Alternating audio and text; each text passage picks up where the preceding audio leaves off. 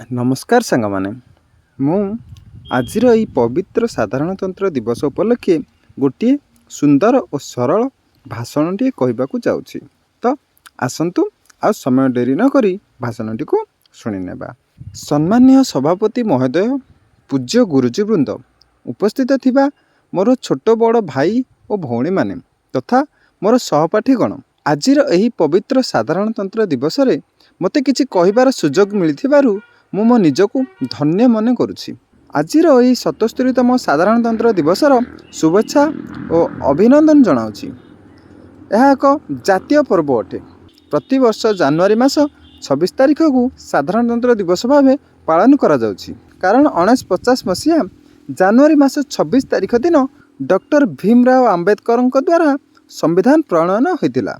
एही दिन आम देश को एक गणतांत्रिक देश रूपे मान्यता मिलिथिला।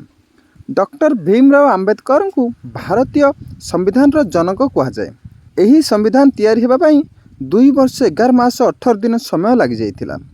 आम देशर संविधान रे 448 धारा 25 भाग और 12 अनुसूचित अछि। आम देशर संविधान जाति धर्म वर्ण निर्विशेष प्रत्येक को समान अधिकार प्रदान करिछि। एही दिन समस्त सरकारी अनुष्ठान मानकरे पताका उत्तोलन करा जाए और जातीय संगीत गान करा जाए। एही दिन आमे शपथ नेबा आम देश को और आम भाषा को सुरक्षित रखिबा।